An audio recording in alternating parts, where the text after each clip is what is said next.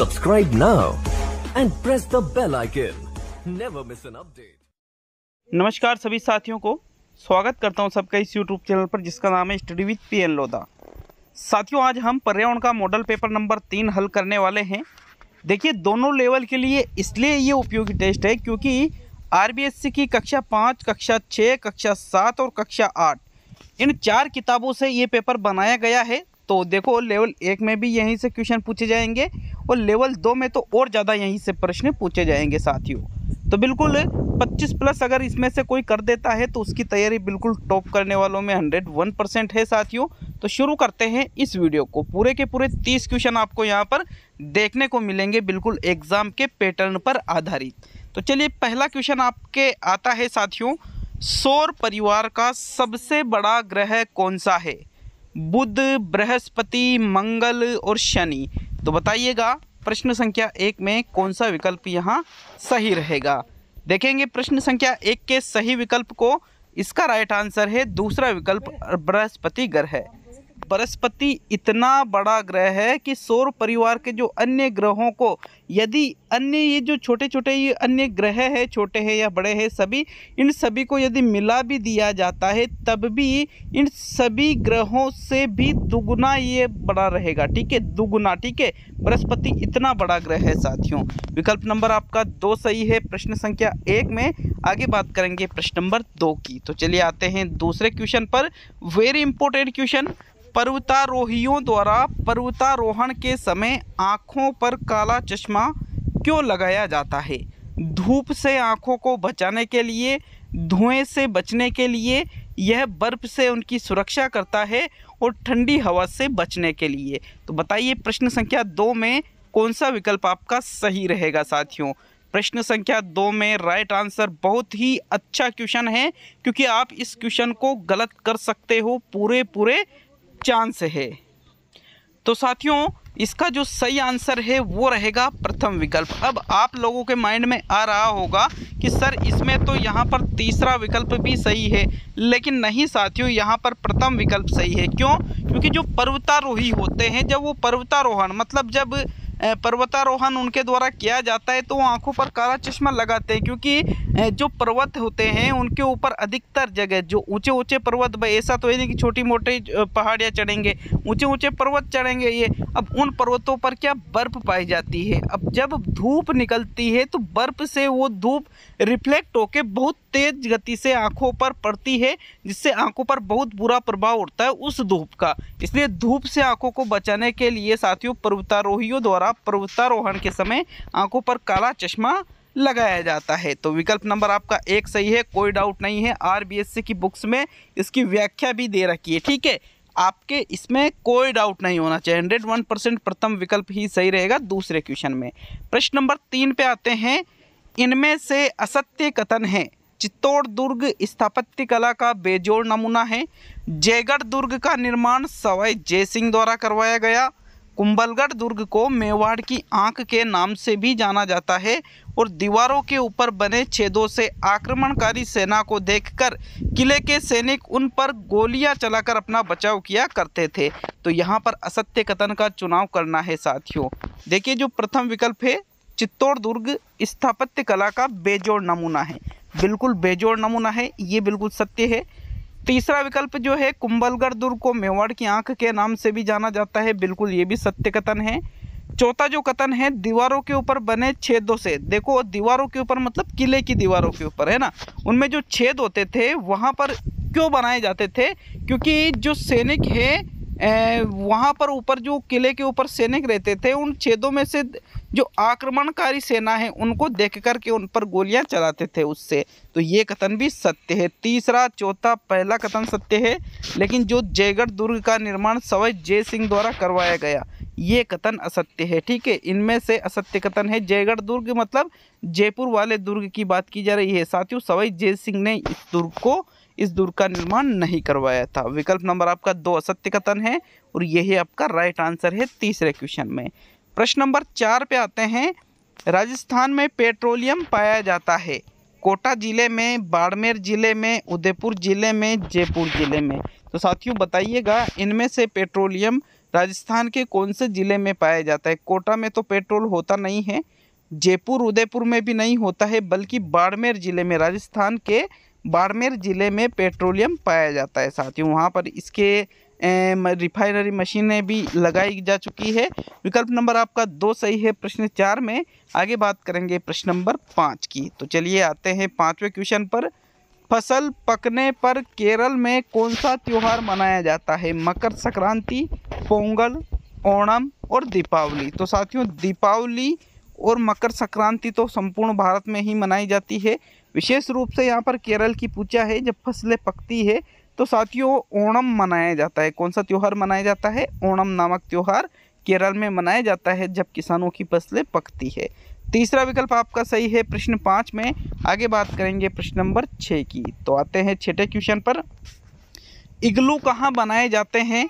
रेगिस्तान में। तो साथियों प्रथम विकल्प आपके है रेगिस्तान में, दूसरा है बर्फीले स्थान में, तीसरा है समुद्री स्थानों में और चौथा है इनमें से सभी।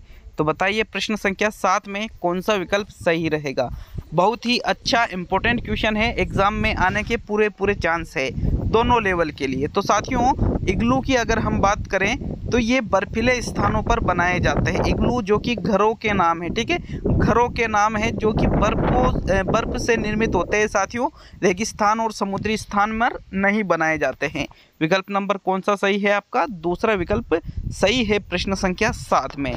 आगे बढ़ेंगे प्रश्न नंबर 8 की तरफ। तो 8वां क्वेश्चन है, भारतीय अंतरिक्ष अनुसंधान केंद्र का गठन किया था डॉक्टर विक्रम साराभाई, मदन मोहन मालवीय, डॉक्टर होमी जहांगीर बाबा और डॉक्टर भीमराव अंबेडकर। तो साथियों इनमें से भारतीय अंतरिक्ष अनुसंधान केंद्र का गठन किसके द्वारा किया गया था? बताइए प्रश्न संख्या 8 का सही आंसर। देखिए भारतीय अंतरिक्ष अनुसंधान केंद्र जिसको हम इसरो भी कहते हैं, ठीक है, वर्तमान में इसका जो गठन है डॉक्टर विक्रम अम्बालाल साराभाई, इनका जो कि पूरा नाम था, इनके द्वारा ही भारतीय अंतरिक्ष अनुसंधान केंद्र का गठन किया था। विकल्प नंबर कौन सा सही है आपका? प्रथम विकल्प सही है 8वें क्वेश्चन में। नेक्स्ट प्रश्न नंबर 9 पे आते हैं मित्रों।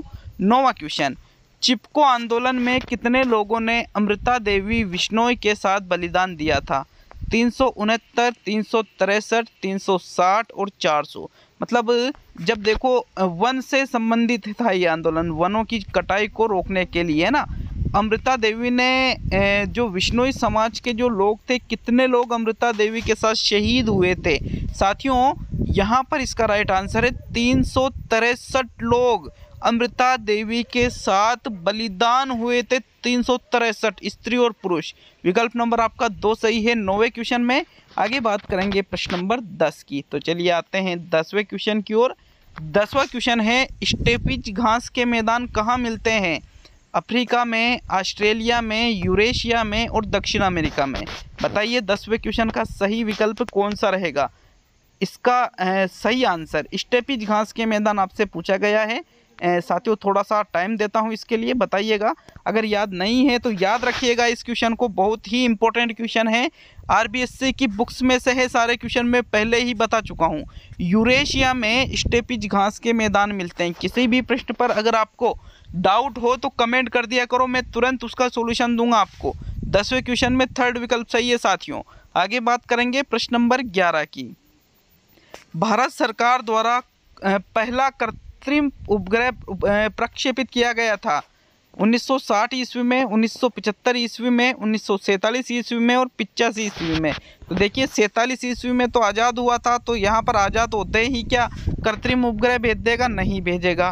साथियों पहले कृत्रिम उपग्रह की बात करें प्रक्षेपण की, तो भारत ने 1975 में, ठीक है, 1975 में प्रथम कृत्रिम उपग्रह प्रक्षेपित किया था। कौन सा? जिसका क्या नाम था? आर्यभट्ट जिसका नाम था साथियों। यहाँ पर आपका सेकंड विकल्प सही है 11वें क्वेश्चन में।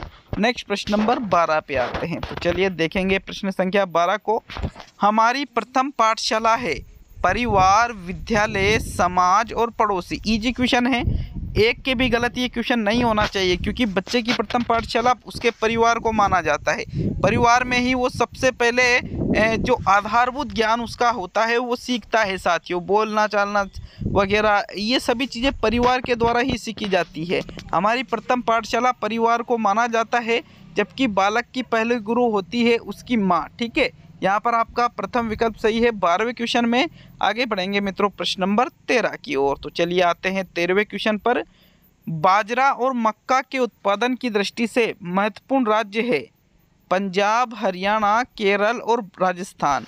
देखिएगा, हमारा अपना जो राज्य है राजस्थान, जिसका आधा भाग लगभग रेगिस्तान का है, यूँ मान सकते हो आप।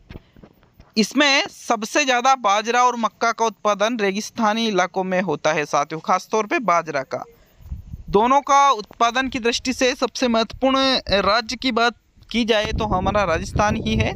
चौथा विकल्प आपके 13वें क्वेश्चन में सही है। नेक्स्ट प्रश्न नंबर 14 पे आते हैं। तो चलिए प्रश्न नंबर 14। प्राथमिक सहकारी समिति के गठन के लिए कम से कम कितने सदस्य होने चाहिए?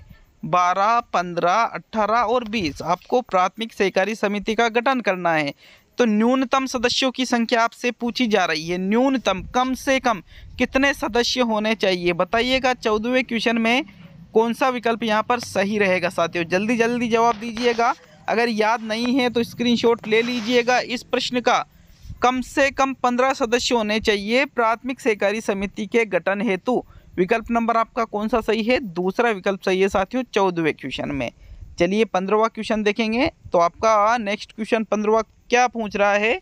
उपभोक्ता संरक्षण कानून कब बनाया गया? 1982 में, 1984 में, 1986 में और 1988 में।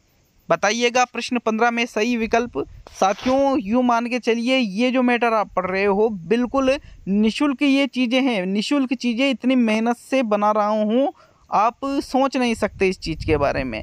फिर भी अगर आप वीडियो को लाइक शेयर भी नहीं करते हो, मुझे पता है। और आधे लोग 50% लोग क्या वीडियो तो देखते हैं लेकिन चैनल को सब्सक्राइब नहीं कर रखा है, क्योंकि मैं जब एनालिटिक करता हूं चैनल का तो 50% अनसब्सक्राइबर वीडियो वॉच करते हैं साथियों। यहाँ पर जो राइट आंसर है, उपभोक्ता संरक्षण कानून कब बनाया गया? तो 1986 में बनाया गया था। कब बनाया गया था? 1986 में। तीसरा विकल्प सही है। मतलब क्या यार, ऐसा नहीं होना चाहिए। आप वीडियो भी देख रहे हो, आप सब कुछ कर रहे हो, मैं आपके लिए मेहनत कर रहा हूँ, आप भी सफल हो, मेरी भी पूरी ये इच्छा है। क्योंकि अगर आपकी सफलता सिर्फ आपकी नहीं, मेरी भी सफलता मानूंगा मैं। ठीक है, तो इसीलिए आपसे कह रहा हूँ साथियों, आप चैनल को भाई जुड़ ही रहे हो तो सब्सक्राइब करने में आपके पैसे नहीं लग रहे। ठीक है, प्रश्न नंबर 16 पे आते हैं। निम्न में से जो तानाशाही सरकार की विशेषता नहीं है बताइए। तो एक जो तानाशाही सरकार होती है उसकी कौन सी विशेषता नहीं है? यहाँ पर 2 बार 3 विकल्प टाइप हो गया है, लेकिन आप तीसरा जो ये लास्ट वाला है ये 4 है। ठीक है, किसी एक हित को जबरदस्ती लागू कर सकती है, जनता के पास विरोध व समर्थन करने का अधिकार नहीं होता है, सबको अपने अपने हितों को प्रकट करने और संगठन बनाने की स्वतंत्रता होती है, और शासक जनता के प्रति जवाबदेह नहीं होता है।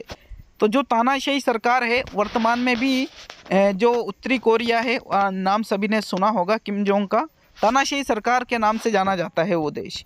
साथियों वहाँ पर किसी एक हित को जबरदस्ती लागू करती है सरकार, कोई उसका कुछ भी नहीं कर सकता है। ठीक है, जनता के पास ना है तो विरोध कर सकते हैं, ना समर्थन, कुछ चीज़ें नहीं होती है। शासक जनता के प्रति कुछ भी जवाबदेह नहीं होता है। मतलब चौथा, दूसरा, प्रथम विकल्प तो तानाशाही सरकार के बारे में सही है, लेकिन सबको अपने अपने हितों को प्रकट करने और संगठन बनाने की शक्ति या स्वतंत्रता होती है। गलत है ये, तानाशाही सरकार की नहीं बल्कि लोकतांत्रिक सरकार की निशानी है ये। विकल्प नंबर आपका 3 सही है 16वें क्वेश्चन में। नेक्स्ट प्रश्न नंबर 17 पे आते हैं। 17वां क्वेश्चन है, संकट के समय चाइल्ड हेल्प लाइन नंबर क्या है? 1098, 100, 102 और 104। बताइए, चाइल्ड हेल्प लाइन नंबर आपसे पूछा है तो 100 तो पुलिस स्टेशन का नंबर होता है, 102, 104 भी नहीं है बल्कि 1098 ये चाइल्ड हेल्प लाइन नंबर है साथियों, बच्चों की सहायता के लिए। विकल्प नंबर आपका 1 सही है। अगर बच्चों को किसी भी प्रकार से दबाव दिया जाता है या बच्चे जहां पर असुरक्षित महसूस करते हैं, ये चाइल्ड हेल्प लाइन नंबर पर कॉल कर सकते हैं। प्रथम विकल्प आपका सही है 17वें क्वेश्चन में। आगे बढ़ेंगे प्रश्न नंबर 18 की ओर। 18वां क्वेश्चन, ग्राम पंचायतों तथा राज्य सरकार के बीच प्रमुख कड़ी है पंचायत समिति, ग्राम पंचायत, जिला परिषद और इनमें से सभी। तो ग्राम पंचायत और राज्य सरकार के बीच प्रमुख कड़ी किसे माना जाता है? साथियों देखिए, ग्राम पंचायत और राज्य सरकार के बीच की प्रमुख कड़ी, ग्राम पंचायत को तो मानेंगे नहीं क्योंकि इन दोनों के बीच की कड़ी पूछा जा रहा है। तो इन दोनों के बीच की प्रमुख कड़ी माना जाता है जिला परिषद को। किसको माना जाता है? जिला परिषद को ग्राम पंचायत और राज्य सरकार के बीच की प्रमुख कड़ी कहते हैं। स्क्रीनशॉट इस क्वेश्चन का भी आपको ले लेना है। अगर पता नहीं था, आप पंचायत समिति पे थे तो वो गलत है, जिला परिषद राइट आंसर है इसका, तीसरा विकल्प। आते हैं 19वें क्वेश्चन की ओर। तो 19वां क्वेश्चन है, आपसी समझौते द्वारा विवादों के समाधान हेतु किस न्यायालय की व्यवस्था की गई है? पारिवारिक न्यायालय, श्रम न्यायालय, जिला उपभोक्ता मंच और लोक अदालत। बताइएगा 19वें क्वेश्चन में कौन सा विकल्प आपका सही रहेगा। साथियों इस क्वेश्चन को देखें तो आपसी समझौते द्वारा विवादों का समाधान किया जाता है, तो इसलिए लोक अदालत की स्थापना की गई है, व्यवस्था की गई है। चौथा विकल्प आपके 19वें क्वेश्चन में बिल्कुल सही है साथियों। अब आगे बढ़ेंगे 20वें क्वेश्चन की ओर। 20वां क्वेश्चन, पृथ्वी गोल है और वह अपनी धुरी पर घूमती है, यह सर्वप्रथम किसने बताया था? चरक, सुश्रुत, बुद्ध और आर्यभट्ट। बताइएगा इनमें से कौन सा विकल्प सही है कि भाई हमारी पृथ्वी गोल है और वह अपनी धुरी पर घूमती है। यह कथन सबसे पहले बताने वाले इनमें से कौन थे साथियों? तो इसका जो राइट आंसर है 20वें क्वेश्चन का वो रहेगा चौथा विकल्प आर्यभट्ट। हालांकि इस क्वेश्चन के संबंध में विवाद भी है क्योंकि आरबीएससी की बुक्स में आर्यभट्ट को माना गया है, लेकिन साथियों जब आप गूगल करते हो तो इस क्वेश्चन का अलग आंसर मिलेगा आपको। तो आप इस क्वेश्चन के लिए कमेंट करके जरूर जाइएगा कि पृथ्वी गोल है और अपनी धुरी पर घूमती है, यह कथन सबसे पहले किसने कहा था साथियों? इस क्वेश्चन के लिए आप जरूर कमेंट करके जाइएगा। आर्यभट्ट आरबीएससी की बुक्स में माना हुआ है। प्रश्न नंबर 21 को देखेंगे साथियों। 21वां क्वेश्चन आपके आता है, सिंधु सभ्यता ईसा से कितने वर्ष पुरानी मानी जाती है? 2000 वर्ष पुरानी, 5000 वर्ष पुरानी, 2500 वर्ष पुरानी और 4000 वर्ष पुरानी। तो बताइए सिंधु सभ्यता जो ईसा से कितने वर्ष पुरानी मानी जाएगी? इसका सही विकल्प बताइएगा 21वें क्वेश्चन में। खास तौर पे सेकंड लेवल वालों के लिए बहुत ही इंपॉर्टेंट क्वेश्चन साथियों। इसका जो सही आंसर है, लगभग 2500 वर्ष पुरानी मानी जाती है सिंधु सभ्यता ईसा से। तीसरा विकल्प आपके 21वें क्वेश्चन में सही है। नेक्स्ट आते हैं प्रश्न नंबर 22 पर। तो चलिए 22वां क्वेश्चन देखेंगे। अब 22वां क्वेश्चन है, खिल्ले भूमि से तात्पर्य था उर्वरा, निष्क, पणी और बंजर। तो खिल्ले भूमि, देखिए प्राचीन समय में एक भूमि तो होती थी उर्वरा और एक भूमि होती थी खिल्ले। उर्वरा मतलब जिसमें उपजाऊ भूमि हो, जिसमें अनाज अच्छे से पैदा होता हो, और खिल्ले मतलब होता है बंजर भूमि, ठीक है, जिसमें अनाज पैदा नहीं होता है। चौथा विकल्प आपका सही है साथियों प्रश्न नंबर 22 में। नेक्स्ट बढ़ेंगे प्रश्न नंबर 23 की ओर। तो चलिए आते हैं प्रश्न संख्या 23 पर। तो मित्रों 23वां क्वेश्चन, भारत द्वारा विदेशों को तांबा किस स्थान से निर्यात किया जाता था? खेतड़ी राजस्थान, पंजाब, मेवाड़ राजस्थान और मध्य भारत। तो तांबे की खान साथियों खेतड़ी, जो कि झुंझुनू जिले में राजस्थान में स्थित है, राजस्थान, खेतड़ी राजस्थान से भारत द्वारा विदेशों को तांबा निर्यात मतलब बेचा जाता था। ठीक है, आयात का मतलब तो क्या होता है? खरीदना, और यहाँ निर्यात की बात की जा रही है। तो किस स्थान से बेचा जाता था साथियों? खेतड़ी झुंझुनू राजस्थान से भारत द्वारा विदेशों में तांबे का निर्यात किया जाता था। कौन सा विकल्प सही है आपका प्रश्न नंबर 23 में? प्रथम विकल्प सही है। नेक्स्ट आगे बढ़ेंगे प्रश्न नंबर 24 पर। तो 24वां क्वेश्चन है, रतौंधी रोग किस विटामिन की कमी से होता है? विटामिन बी की कमी से, विटामिन सी की कमी से, विटामिन ए की कमी से और विटामिन के की कमी से। बताइएगा रतौंधी रोग इनमें से किस विटामिन की कमी से होता है? तो साथियों देखिए विटामिन बी की कमी से तो बेरी होता है, विटामिन ए की कमी से होता है रतौंधी रोग। कौन सा रोग? रतौंधी रोग। हमारे शरीर में जब विटामिन ए की कमी आ जाती है तो रतौंधी रोग हो जाता है। विकल्प नंबर 3 सही है प्रश्न नंबर 24 में। नेक्स्ट प्रश्न नंबर 25 साथियों 25वां क्वेश्चन है, इमली में इनमें से कौन सा अम्ल पाया जाता है? लैक्टिक अम्ल पाया जाता है, साइट्रिक अम्ल पाया जाता है, टार्ट्रिक अम्ल पाया जाता है और एसिटिक अम्ल पाया जाता है। तो तो साथियों जो इमली खाने की होती है खट्टी खट्टी, सभी ने खा भी रखी होगी, तो इसमें टार्ट्रिक अम्ल पाया जाता है। कौन सा अम्ल पाया जाता है? टार्ट्रिक अम्ल, जो कि दिखने में सफ़ेद जैसा होता है। तीसरा विकल्प आपका सही है प्रश्न नंबर 25 में। आगे बढ़ेंगे प्रश्न नंबर 26 पर। 26वां क्वेश्चन आपके आता है, बच्चों को पर्यावरण शिक्षण पढ़ाने का उद्देश्य है। स्टार कर लेना क्वेश्चन को। छात्रों को उत्तीर्ण करना, छात्रों को पर्यावरण की शिक्षा देना, पर्यावरण के प्रति जागरूकता विकसित करना, पर्यावरण संरक्षण व पर्यावरण के महत्व को स्पष्ट करना। तो साथियों बच्चों को पर्यावरण की शिक्षा क्यों दी जाती है? देखिएगा इस क्वेश्चन में क्या होगा कि आप दूसरे तीसरे चौथे विकल्प में कंफ्यूज हो जाओगे कि इनमें से कौन सा सही करें। अब यहाँ पर उत्तीर्ण करना तो बिल्कुल ही गलत हो जाता है, ठीक है। यहाँ पर जो तीसरा दूसरा चौथा विकल्प है इनमें से भी पर्यावरण की शिक्षा देना उतना इम्पोर्टेंट नहीं है, लेकिन जो तीसरा विकल्प है चौथा विकल्प है ये दोनों ही सही है साथियों। पर्यावरण के प्रति बच्चों में जागरूकता विकसित हो, पर्यावरण का संरक्षण, पर्यावरण का महत्व भी स्पष्ट हो, बिल्कुल इन दोनों ही विकल्पों को सही मानेंगे। लेकिन अगर इनमें से भी एक विकल्प का चुनाव करेंगे हम एग्जाम में तो वो रहेगा पर्यावरण संरक्षण व पर्यावरण के महत्व को स्पष्ट करना। जागरूकता में एक ही चीज़ आ रही है, यहाँ महत्व और संरक्षण दोनों चीज़ें आ रही है, इसलिए चौथा विकल्प आपका सही है साथियों प्रश्न नंबर 26 में। नेक्स्ट बढ़ेंगे प्रश्न नंबर 27 की ओर। तो चलिए 27वां क्वेश्चन, POA कब आया? 1986 में, 1992 में, 1994 में या 1995 में? बताइए। POA का मतलब क्या होता है? P का मतलब होता है प्रोग्राम, O का मतलब होता है ऑफ, A का मतलब एक्शन, प्रोग्राम ऑफ एक्शन। साथियों प्रोग्राम ऑफ एक्शन 1992 में आया था, ठीक है। कब आया था? 1992 में। जैसे NCF है, जैसे राष्ट्रीय शिक्षा नीति 1986 है, इस प्रकार से ऐसे ही है एक POA प्रोग्राम ऑफ एक्शन शिक्षा के क्षेत्र में। दूसरा विकल्प आपका सही है प्रश्न नंबर 27 में। आगे बात करेंगे प्रश्न नंबर 28 की। तो चलिए 28वां क्वेश्चन, 4H में सम्मिलित नहीं है, हेड, हेल्थ, हार्ट और हार्ड। तो साथियों 4H का नाम सभी ने सुन रखा होगा। 4H में 4 चीज़ें आती है। हेड का संबंध मस्तिष्क से लिया जाता है, हेल्थ का संबंध स्वास्थ्य से लिया जाता है, हार्ट का संबंध हृदय से लिया जाता है, और यहाँ जो हार्ड है ये हमारे 4H में नहीं आएगा साथियों, ठीक है। जबकि एक और जो है वो चौथा H है हैंड मतलब हाथ से, क्रियात्मक पक्ष से लिया जाएगा। तो यहाँ पर जो चौथा विकल्प है वो 4H में सम्मिलित नहीं है, इसलिए 28 में कौन सा विकल्प सही है? चौथा विकल्प साथियों।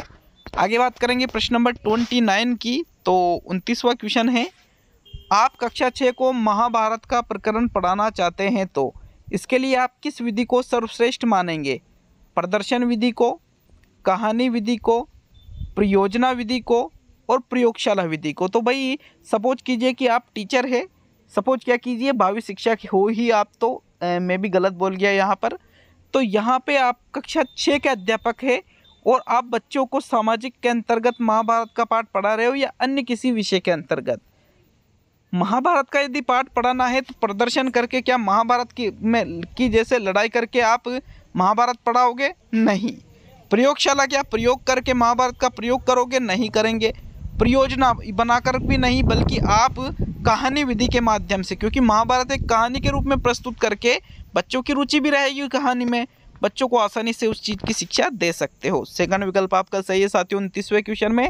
अब आज का अंतिम और 30वां क्वेश्चन, लेकिन वीडियो कैसा लगा जरूर बताइए साथियों, जरूर से जरूर बताइए। जितने क्वेश्चन आपके सही हुए, 25 वाले तो बिल्कुल डेफिनेटली कमेंट करके जरूर जाइएगा। तो चलिए 30वां और आज का अंतिम क्वेश्चन, प्रोजेक्ट विधि सबसे अधिक उपयोगी है सामान्य बालकों के लिए, मंदबुद्धि बालकों के लिए, पिछड़े बालकों के लिए और प्रतिभाशाली बालकों के लिए। तो प्रोजेक्ट विधि या परियोजना विधि मंदबुद्धि और पिछड़े बालकों के लिए तो उपयोगी है ही नहीं। अब देखिए सामान्य या प्रतिभाशाली, तो साथियों सबसे अधिक उपयोगी प्रोजेक्ट या परियोजना विधि जिसके निर्माणकर्ता कौन है? किलपेट्रिक। प्रतिभाशाली बालकों के लिए सर्वाधिक उपयोगी इस विधि को माना जाता है। चौथा विकल्प आपका सही है 30वें क्वेश्चन में। इसके बाद में हिंदी का टेस्ट आ रहा है जो कि पूर्ण रूप से एग्जाम के पैटर्न पर कुछ अलग और कुछ स्पेशल टेस्ट है हिंदी का आज वाला। बहुत ही स्पेशल मान सकते हो, बहुत ही ज़्यादा स्पेशल। बिल्कुल इसी प्रकार से आपका एग्ज़ाम, आपका पेपर आने वाला है हिंदी का, इस चीज़ की तो मैं गारंटी दूंगा साथियों। इसलिए हिंदी वाले टेस्ट को ज़रूर अटेंड करिएगा।